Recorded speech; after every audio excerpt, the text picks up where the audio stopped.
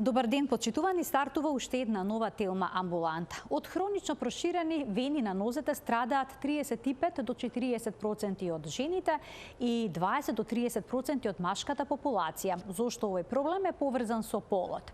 Исто така, оние кои што имаат проширени вени на нозете, понекогаш велат дека имаат само естетски проблем, но немаат никакви тегоби. Но има и лица кои што имаат болки и се жалат на разни потешкоти. Откако ќе биде диагностициран проблемот, од што зависи што ќе биде преземено. Дали проширените вени секогаш треба да се лекуваат? Може ли проблемот да се повлече сам од себе?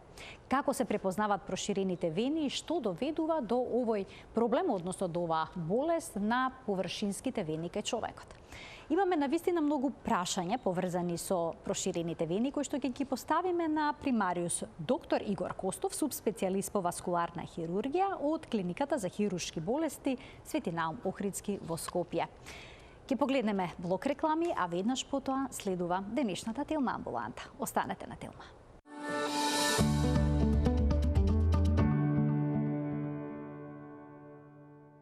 Проширените вени се чест проблем. Една статистика покажува дека 5 од 100 луѓе годишно се јавуваат на преглед кај својот лекар, токму поради проширените вени, но не секогаш поради здравствени тегоби, туку и поради естетски причини. За проширените вени денеска ќе зборуваме со примариус доктор Игор Костов, субспецијалист по васкуларна хирургија во Клиниката за хируршки болести Свети Наум Охридски во Скопје. Докторе, добре ни дојдовте во студиото на Телма. Како се препознаваат проширените вени? Дали и оние површински капилари кои што се проширени со виолетово-црвена боја се проширени вени? Прво, благодарам што ме поканивте во вашето студио. Денес да разговараме за оваа многу интересна тема. Со истото прашање доаѓаат и пациентите кои прв пат ќе дојдат во мојата амбуланта. За каква состојба се работи со моите нозе? Дали тие испукани капилари се во ствари една последица или предвестие на едно озбилно заболување, или се работи чиста за естетска природа. Со самото доаѓање на пациентот во мојата ординација следува одредени постапки, клинички испитувања, а потоа и диагностика со современи апарати, со кои може да се утврди состојбата на пациентот и причината за неговото заболување. Така. А дали има нерамнини понекогаш на кожата кај оние што имаат проширени вени? Може ли да се забележат испакнати вени? Се гледаат ли? Во зависност на напредноста на процесот се разликуваат повеќе степени на варикозната болест, на попуштањето на вените. Така да кај пациентите кои болеста не е толку опфатена, кај нив има само ние капилари испукани. Со текот на времето се јавуваат и такви испакнатости, како што кажувате. Тие се најчесто придружени со тегоби, со симптоми како што се оток на ногата, болка, тежина. Така. Различни причини доведуваат до појава на проширени вени и денеска ќе разгледаме некој од нив. Во најавата веќе споменав дека жените се поизложени на овој проблем во споредба со мажите, тоа ќе го појасните кога ќе ги коментираме ризик факторите. Значи вели, семената предиспозиција е ризик фактор за проширени вени, бременоста, продолженото стоење и премалку движење, прекумерна телесна тежина, изложување на сонце или солариум и возраста. Ке започнеме редоследно, докторе, со семена предиспозиција, доколку некој од родителите во семејството има проширени вени. Дали тоа значи дека ние имаме поголем ризик да го наследиме проблемот? Прво, проширените вени се гравитациско условено заболување. Тоа се јавило кога човекот се испрел на две нозе и дури Хипократ кажува дека пациентите што има проширени вени не треба да стојат. Проширените вени се болест која е почеста кај жените, отколку кај мажите. Кај жените најчеста причина за појава на оваа болест се бременоста, наследноста и зголеманата телесна тежина. Додека кај мажите тоа е тешката физичка работа и наследноста. Просто два обрамбени механизми што ги штидат пациентите, луѓето, да не се развијат овие попуштени вени. Тоа се присатноста на залистоците на вените, а исто така и при квалитетот на мускулната пумпа. Кога овие заштитни механизми ќе попуштат, доаѓа до појава на овие проширени вени. Залистоците на вените се оние залистоци кои ги штитат, ке се наоѓаат едно 15-16 на долната на ногата и они штитат од враќање на крвта према долна дел на телото. Додека венската пумпа пак ја турка крвта од доле према горе и издействува спротивно на делувањето на срцето, тоа е едно срце на долните на нозете. Може ли проблемот да е вроден, да речеме да има проблеми со залистоците некој? Точно така, бидејќи залистоците попуштаат кај сите стадиуми и сите причини за појавата на болеста. Така да во бременоста, притисокот на бебето, на плодот, притиска врз длабоките вени во стомакот и доаѓа до попуштање во залистоците. Кај вродените условени болести доаѓа до природно недостаток на тие залистоци или па до нивно оштетување. Така да болеста настапува поради тоа. Кај мажите, при тешката физичка работа, доаѓа до притисок на мускулатурата на стомакот, исто така зголемен притисок во вените и нивно попуштање. Кај сите овие причини доаѓа до една појава, се вика зголемен венски притисок. Зголемениот венски притисок доведува до оштетување на вените и нивно проширување. Така, значи појаснивте преку семејната предиспозиција уште дел од факторите како што е бременоста. Ќе се задржам уште малку, докторе, на бременоста. Дали на самиот почеток на бременоста може да се јават проширени вени или пак во поодминатата бременост жените се соочуваат со овој проблем? Оштетувањето на вените се јавува при подоснежната бременост. Кога веќе има притисок, тежина. Исто така, она што е карактеристично за бремените жени, што е намалена подвижноста. Намалената подвижност ја намалува дејствувањето на венската пумпа, така да го намалува можноста на крвта да се враќа назад во телото. Така. Исто така, при бременост доаѓа до зголемување на телесната тежина. Зголемувањето на телесната тежина уште повеќе ги оптеретува нозете, така да ја намалува можноста таа крв да се врати во телото и доведува до понатамошно попуштање на вените. После породувањето ќе се нормализира состојбата или се работи за трајна болест? Доколку не дојде до пореметување на залистоците, за зголемениот притисок, во тој случај состојбата ќе се врати како на почетокот на бременоста. Но доколку со самата состојба на кај пациентот, можда некои вродени аномалии кои она ги имала претходно, може да се случи тие залистоци трајно да пропаднат. Во тој случај ќе останат тие варикозни вени како остаток од бременоста и тогаш тие пациенти веќе имаат попуштање кое не може да се третира, нема да се врати во нормална состојба после бременоста. Доколку жена во текот на бременоста ви се обрати како пациент заради проширените вени, ќе преземете нешто во тој момент или ќе речете да причекаме да се породите па дојдете подоцна? Како изгледа? Нормалното водење на бременоста предполага сите можности за компликации да се спречат. Така да бремените жени треба да продолжат со една нормална физичка активност, вежбање на венската пумпа и секако носење на компресивни чорапи, доколку постои склоност да се појават овие пропуштени вени. Значи, доколку во фамилијата имале некој предел што имал попуштени вени или па пред бременоста веќе го имале овој проблем. Еластичната компресија е една култура на водење на нормален пороѓај и бременост, која е во ствари многу значајна, бидејќи спречува за понатамошно случување на компликации. Одиме понатаму, веќе споменавте продолженото стоење и премалку движење се причина за да се појави оваа болест. Дали одредени професии или пак спортски активности се поризични за оваа болест? Во секој случај, како што споменав пред малку, се она што влијае на состојбата на залистоците на вените и све она што влијае на состојбата на мускулната венска пумпа, се тоа може да доведе до појава на проширени вени. Така да професиите кои се карактеристични со подолго стоење, кои се карактеристични со намалувањето на функцијата на венската пумпа, сигурно ќе бидат позасегнати од појавата на ова заболување. А што е со нешто премногу седат, докторе? Еве не се движат седечки начин на живот, не седечки професии, по цел ден седат на стол и работат на компјутер. Имаат тие големен ризик за проширени вени? Тоа е исто така карактеристично, бидејќи со вежбањето на мускулатурата се намалува квалитетот на венската пумпа. Тоа е оние мускули кои се наоѓаат во задната ложа на потколеницата, кои во ствари ја пумпаат крвта назад во телото. Кај луѓето што подолго време стојат, доаѓа до ослабување на овој мускул. Исто така тоа е карактеристично и за постарите луѓе или за бившите спортисти кои исто така изгубиле силата во мускулатурата. Одиме понатаму, прекумерна телесна тежина, објасивте на кој начин влија, дали тоа значи дека неправилната исхрана е директно поврзана и со проширените вени?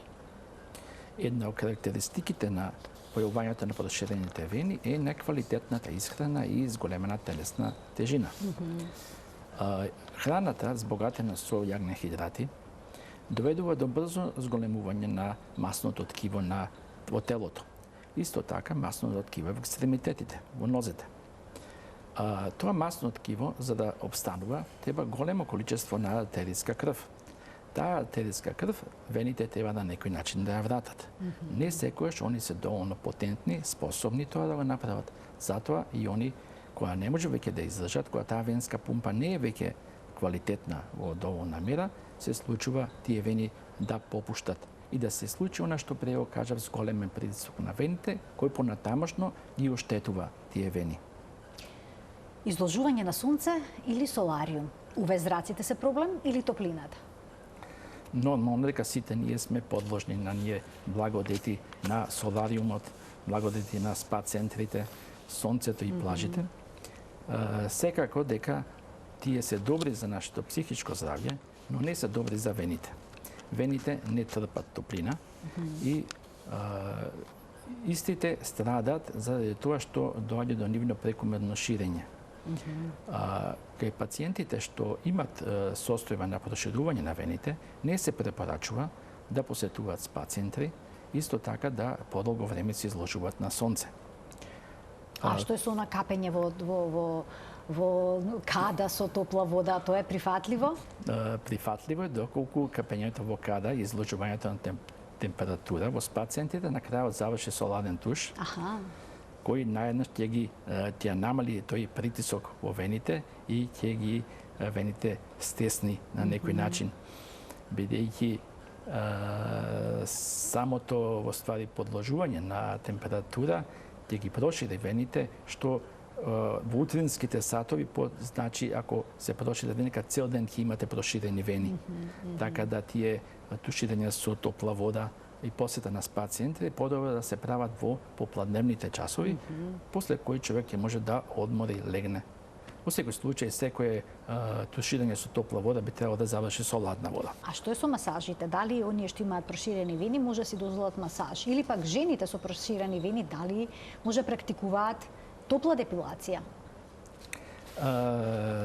Масажът е одлична, поготово масажата поврзана со венска дренажа.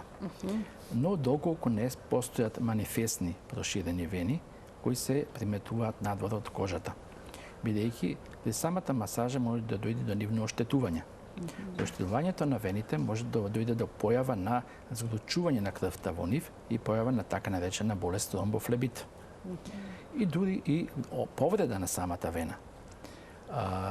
Пациентите кои имаат потешкоти со нозете, а сака да се подложат, подобро да употребуваат венска дренажа, али сепак од специјалист, професионалист, која разбира оваа проблематика, така да нема да доведе до влошување на нивната состојба. Одиме понатаму, возраст. Со годините очигледно расте ризикот за проширени вени. И тоа веќе го појаснивте, се однесува на оние залистоци во крвните садови кои што ја губат очигледно својата функција. Може би еластичноста, докторе, на крвните садови на зидот влијае и тоа? Атеросклерозата може ли да направи проблем? Тачно, бидејќи со возраста доаѓа до намалување на квалитетот на ткивата. Исто така доаѓа до намалување на квалитетот на венската пумпа. Ако крвта незадоволително се враќа назад во телото, доаѓа до намалување на способноста на телото да ги отстранува оние распадни продукти и таа крв која треба да се врати назад во срцето заостанува доле во нозете. Тоа доаѓа до прогресивно труење на кожата и појава на пореметување на бојата на самото ткиво, кое станува крвто, нееластично и со пореметена трофика. Тоа е еден предвестник на појава на еден заден стадиум на ова хронична венска болест и тоа појавата на улкус, рана на предел на зглобот. Старите луѓе исто така имаат намалена способност да се прилагодуваат, да вежбаат, да се спортуваат, така да самото тоа го намалува способноста на организмот да се врати во некоја нормална состојба. А менопаузата кај жените, дали е ризик фактор за појава на проширени вени? Во секој случај, бидејќи со самата менопауза со годините доаѓа до хормонска неравнотежа и задрска на течност. Задршката на течност кај жените доведува до оптеретување на ногата. Доколку венскиот систем нема свој способност да врати крвта назад со помош на венската пумпа и за листоците, во тој случај ќе дојде до зголемување на притисок во вените, а овој зголемен притисок на вените ќе дојде до нивно проширување. Дали тој ризик присутен и кај жените што земаат хормонска заменска терапија или пак контрацептивни средства? Во секој случај, бидејќи сите тие лекови што се земаат, поготово хормонски препарати, доведуваат до задршка на течноста во телото. Она што е многу опасно, бидејќи сите тие хормонски препарати се зголемуваат можност за појавување на тромб во вените. Така да кај овие пациенти сепак постои една можност за појава на тромбофлебит или површна венска тромбоза, која е една компликација на болеста на вените. Значи, жените треба да бидат исклучително внимателни кога станува збор за хормонските терапии. Абсолютно. И да се земаат само кога се навистина неопходни. Ги споминавте, еве разработивме голем дел од причините кои што доведуваат до проширени вени, но и симптомите кои што може да се јават или пак да отсуствуваат. Од што зависи дали болеста ќе биде симптоматска или пак асимптоматска? Дали некој ќе има некакви тегоби или пак нема да чувствува ништо и ќе се жали само на естетски проблем? Така. Од моето искуство, кога пациентите доаѓаат во амбулантата, најчест симптом на кој се жалат е тежината во нозете. Како ја опишуваат тежина во нозете? Што значи? Не може да ги кренат? Како? Тежината на нозете кога се движат, осеќаат дека нозете едноставно се тешки и потешко ги завршуваат своите секојдневни работи, кои прогресивно траат со времето. Вториот симптом на кој се жалат е оттечувањето на нозете. Се жалат дека при крајот на работното време нозете отекуваат и се познаваат чорапите како ја пресекуваат ногата, поготово на долниот дел на нозете. Третиот симптом е болката.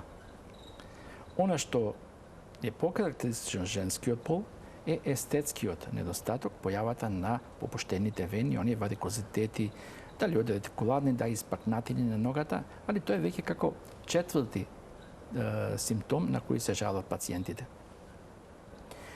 Според тоа, за што се жалат пациентите, доаѓа до понатаму како лекарот ќе се однесува кој тој пациент, која диагностичка процедура ќе изврши и како ќе открие за каква болест се работи.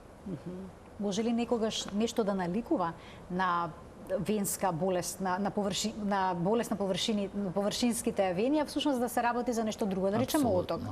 Апсолутно. Може ли од друга причина да биде отокот? Затоа и е квалитетот на докторот кој треба да направи во истиот момент диагностичка процедура, ќе исклучи можда некој друго заболување на нозете, бидејќи многу заболувања глумат попуштање на вените. Отокот може да биде карактеристика на озбилно заболување од хормонска природа, автоимуна природа. Болката може да биде последица на едно заболување на рбетот. Тежината во нозете може да биде заболување како последица на хормонско или аутоимуно заболување. Така да лекарот во секој случај треба да е спремен да направи добра дијагностичка процедура за да открие за какво заболување се работи. Докторе, да ги вклучиме и гледачите во денешната емисија. На денеска, почитувани од овој момент, емисијата ќе биде контактна. Имаме нов телефонски број кој што треба да го погледнам. 3002 30 7005. Слободно вклучете се во денешната емисија. Примариус доктор Игор Костов, субспецијалист по васкуларна хирургија во клиниката за хируршки болести Свети Наум Охридски во Скопје, е гостин во денешната емисија и тој ќе ги даде појаснувањата на сите ваши дилеми поврзани со денешната тема. Докторе, што најнапред правите кога од дијагностичките алатки најнапред применувате кога ќе би се пожали пациент на овие симптоми и вие ќе се посомневате на проширени вени? Што е потребно да се изведе најнапред?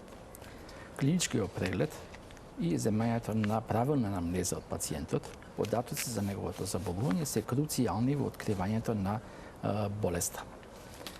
Од кога тоа се направи, постои една многу добра дијагностичка алатка, еден златен стандард во откривањето на причината за венските заболувања, а тоа е колодоплер сонографијата. Тоа е обоен доплер, ако не се лажам. Доплер.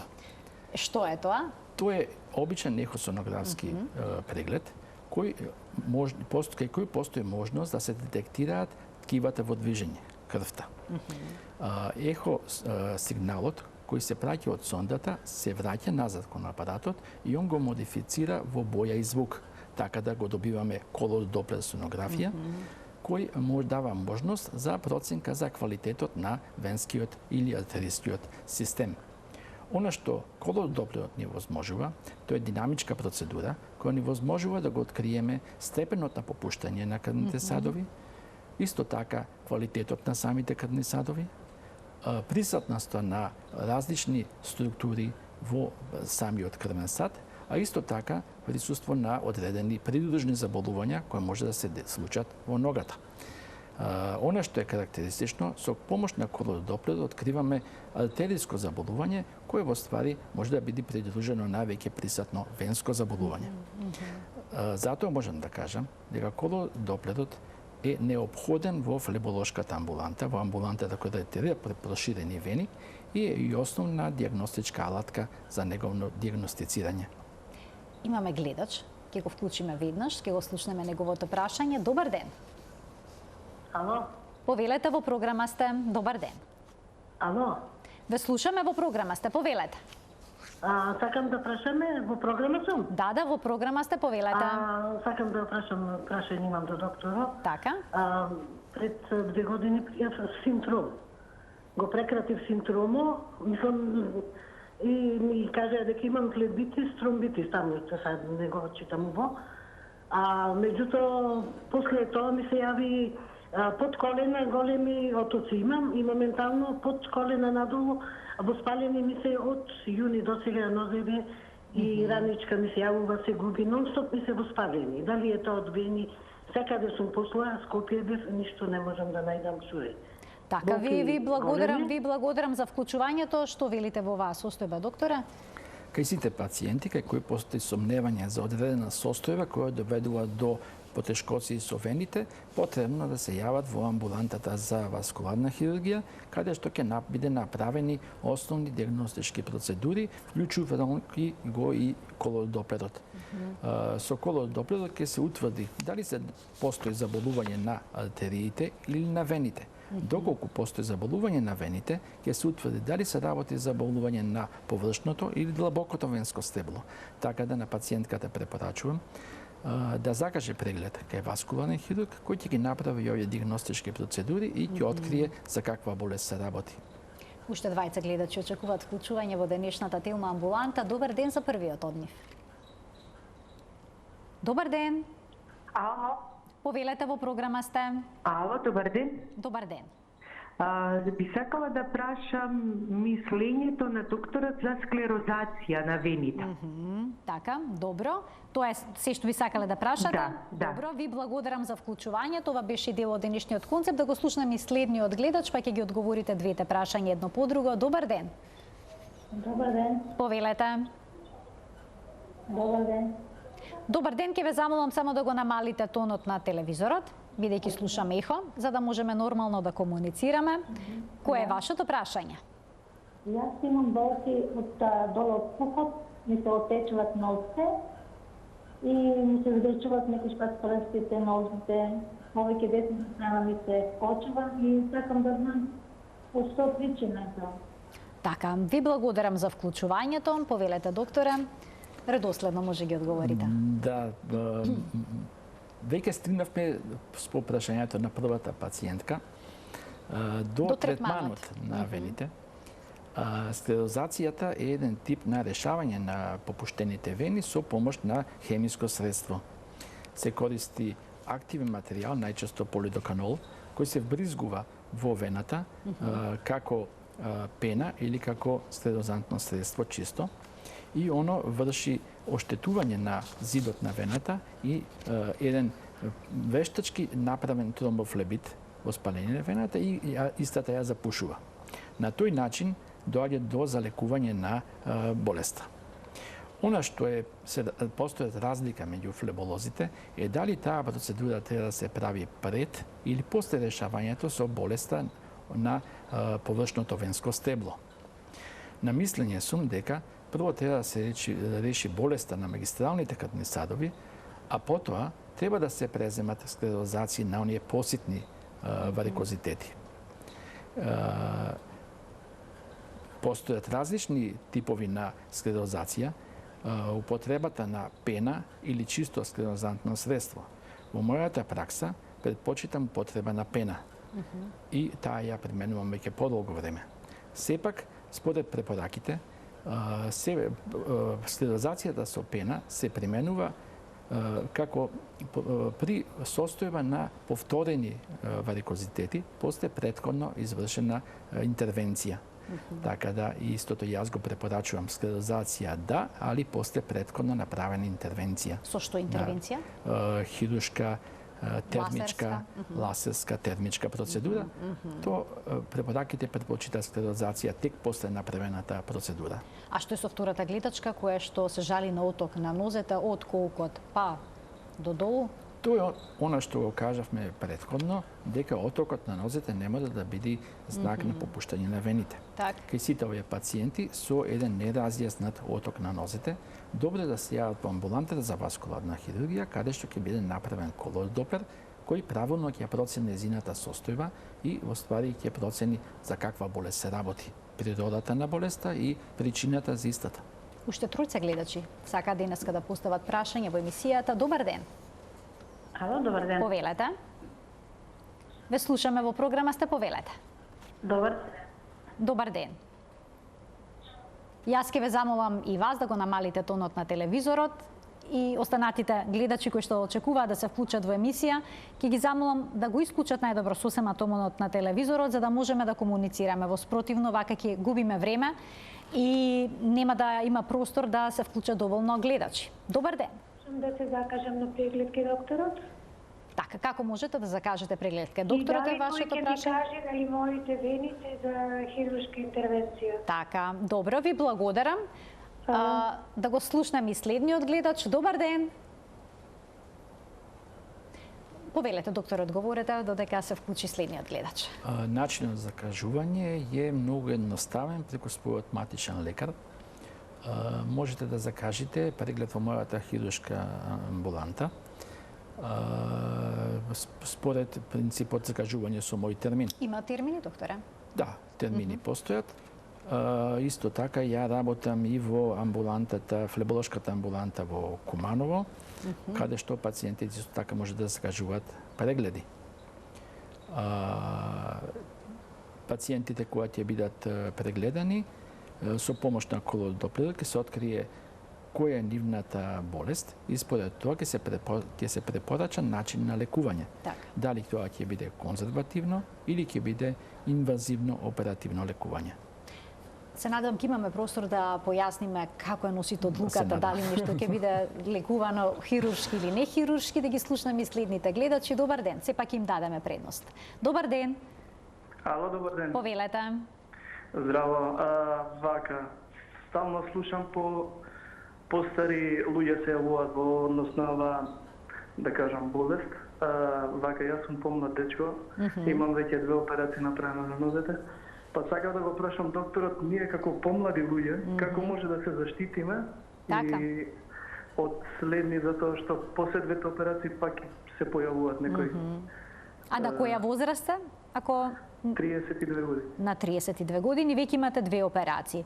Така, ви благодарам за ова убаво прашање што го поставивте и да го слушнеме и следниот гледач. Добар ден. Добар ден. Повелете. Ќе ве молам ако може едно прашање до докторот. Секако.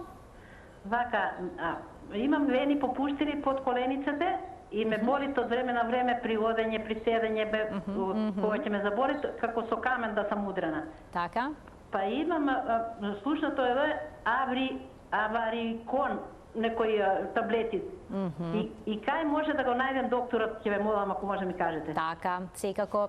Ви благодарам за вклучувањето, доктор. Одиме со првото прашање. И млади пациенти исто така, односно млади лица се жалат на попуштени вени, велат дека и во детска возраст може да се јават. Па, кај пациентови ке не се работи за млад човек, тој е сепак 30 годишен човек.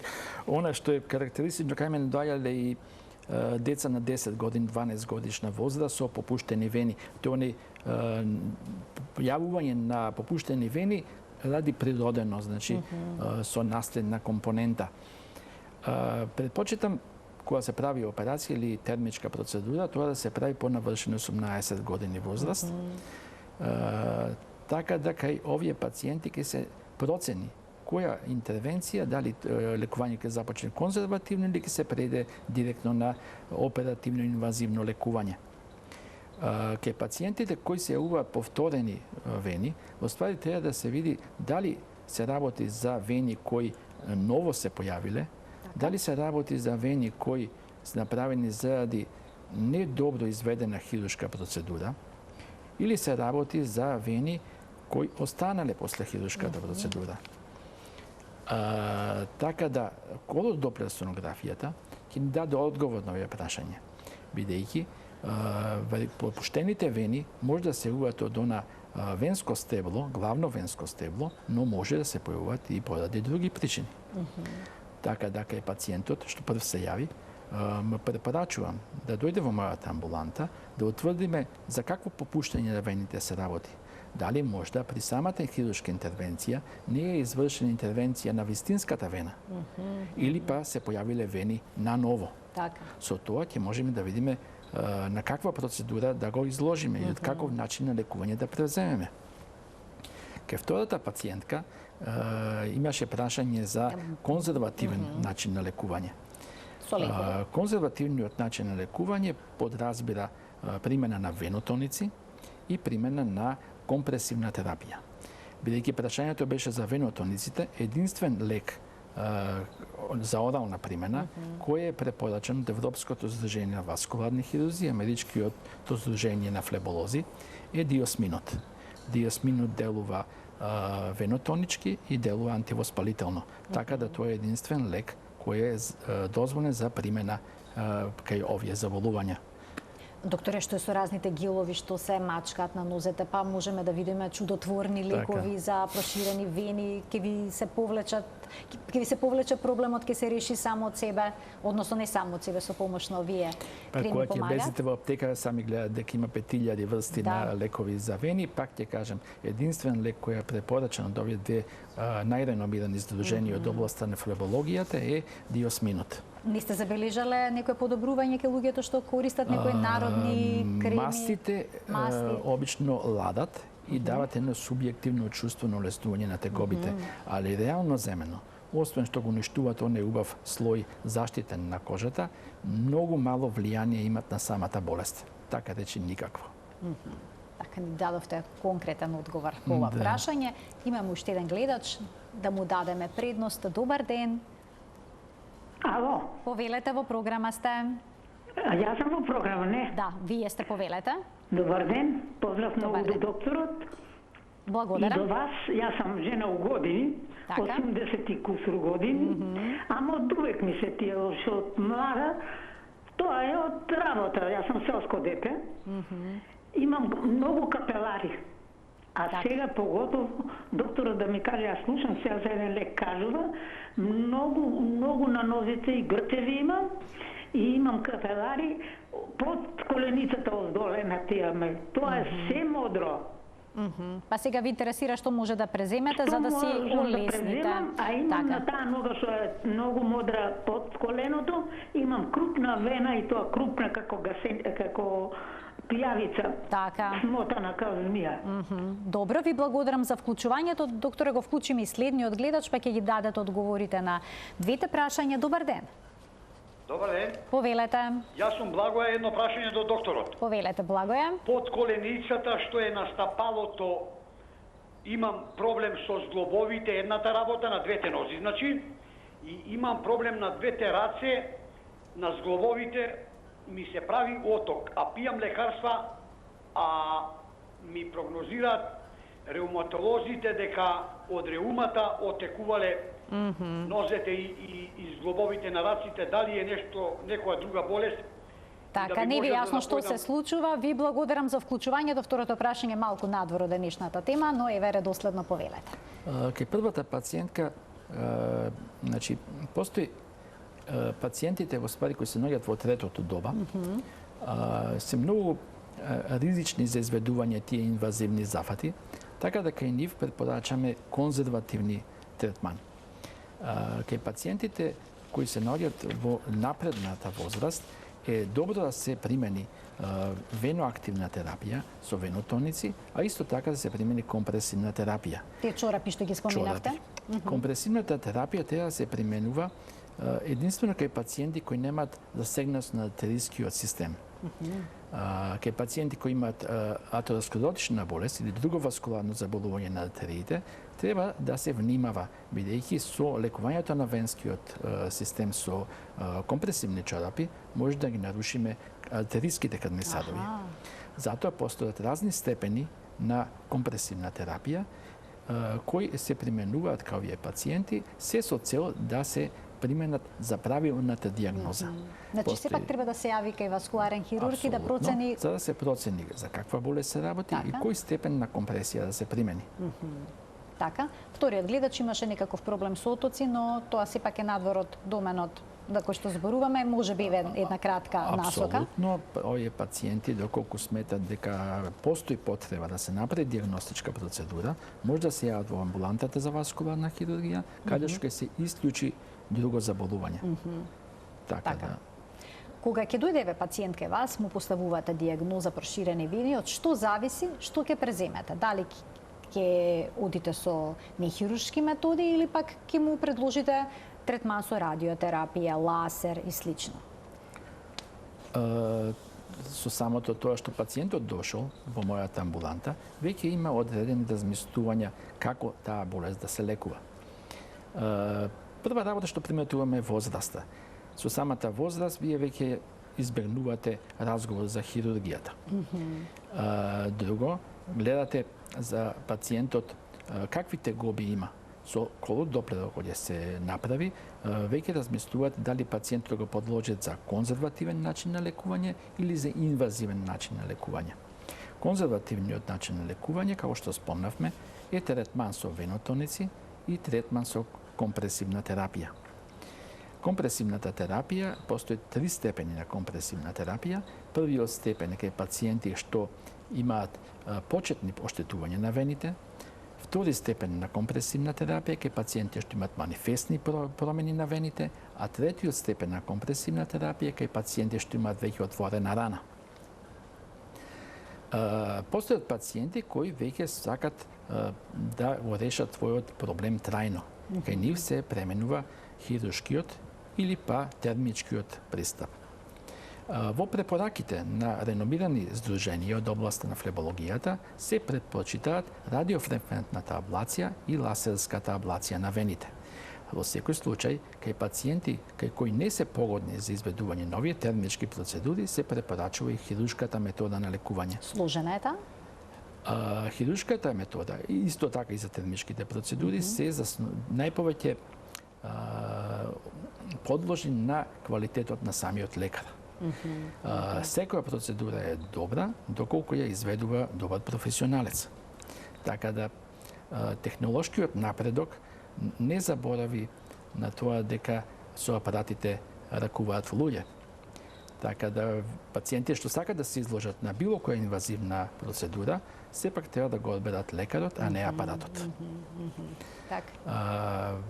Кај хируршките процедури постои методи на отстранување на вената или на прекинување на вените. Значи не се работи за една хируршка процедура. Хируршката процедура ја одредува хирургот, кој кажува која процедура се примени. Значи може цела проширена вена да се отстрани? Апсолутно, а може да се избади нејзин дел.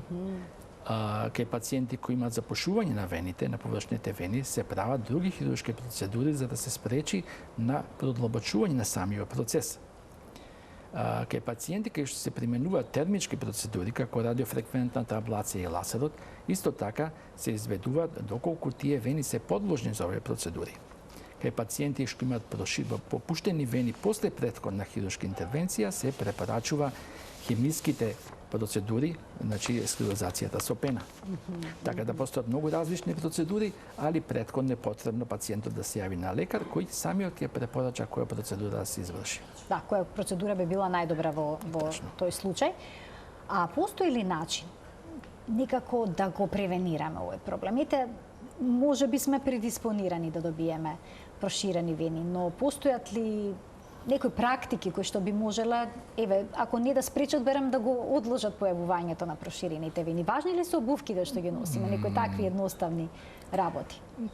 Тоа е еден начин на култура на живењето, кој веќе подолго период се провлекува во етерот, значи во медиумите. Значи, зачувување на нормална телесна тежина, избегнување на храна богата со јагнен хидрати, физичка активност пола сат на ден, зачувување на венската пумпа, се едни од најбитните начини како ние сами може да се заштитиме.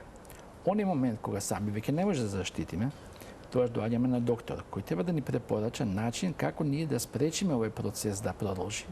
А тоа со употреба венотоници и употреба на компресивна терапија.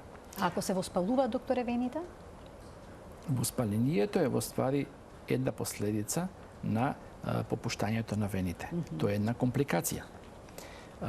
Компликациите на попуштените вени се може да бидат ургентни, а може да бидат и хронични. Ургентните компликации се пукањето на вените со појава на крварење и исто така појава на воспаление или тромбофлебит. Од хроничните појави на компликации се појавата на венскиот улкус. Тоа што споменавте дека може да се како чиреви да се појават. Како чиреви. И моето последно прашање за денеска на интернет кога ќе побараме начини за третирање на проширените вени, излегува и еден режим на исхрана, антивоспалителна диета се вели. Ја препорачувате? Апсолутно.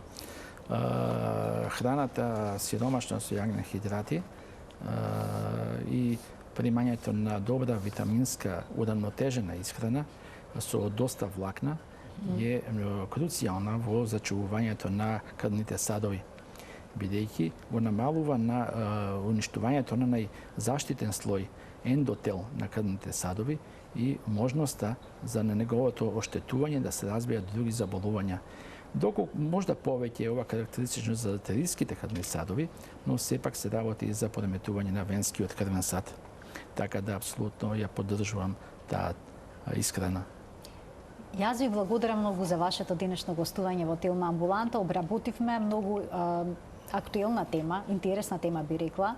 Не е толку интересна темата за оние кои што страдат од проблемот, но е исклучително чест и затоа е убаво да се добијат конкретни совети, препораки што треба да се преземе и на каков начин да се лекува, па и да се превенира оваа состојба. Благодарам.